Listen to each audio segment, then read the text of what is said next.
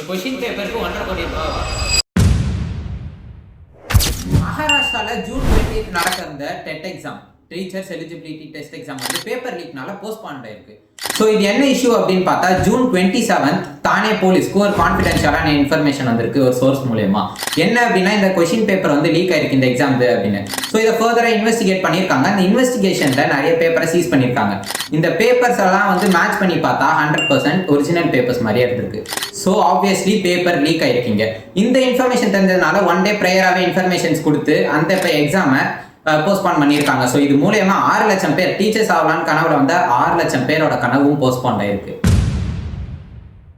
இந்த paper leak மூலமா இதுக்கப்புறமா கவர்மெண்ட் என்ன சொல்லியிருக்காங்க, இதுக்கு மேல இந்த பேப்பர் லீக் நடக்காதுன்னு சொல்லி நெக்ஸ்ட் வர எக்ஸாமுக்கு வந்துட்டு ஃபீ எதுவுமே வாங்கல அப்படின்னு சொல்லியிருக்காங்க. அதே நேரத்தில் ஹால் டிக்கெட் சீக்கிரமா இஷ்யூ பண்ணிடுவோம் அப்படின்னு சொல்லியிருக்காங்க. ஆனா இப்போ இங்க என்ன பிரச்சனைனா, முன்னாடி நீட் எக்ஸாம் பேப்பர் லீக் ஆச்சு, அதனால ரீ எக்ஸாம் வச்சாங்க. ரீ எக்ஸாமுக்குமே ஒரு பேப்பர் லீக் இருக்கான்னு ஒரு கான்ட்ரவர்சி இருந்துச்சு. இந்த மாதிரியான நிலைமையில எல்லா எக்ஸாமுக்குமே இந்த பேப்பர் லீக் சிச்சுவேஷன் நடந்துட்டு இருக்கு. அப்போ சிஸ்டம் என்னதான் பண்ணிட்டு இருக்கு? இப்போ இந்த பேப்பர் லீக்ல மக்கள் கேட்கிற இன்னொரு விஷயம் என்ன அப்படின்னா, அடுத்த ஜென்ரேஷன், இந்தியாவோட ஃபியூச்சர் ஜென்ரேஷனை உருவாக்கக்கூடிய, ஷேப் பண்ணக்கூடிய டீச்சர்ஸை செலக்ட் பண்ற இந்த எக்ஸாம்லேயே பேப்பர் லீக் நடந்தா எஜுகேஷன் சிஸ்டம் ஃபியூச்சர்ல எப்படி போக போகுது?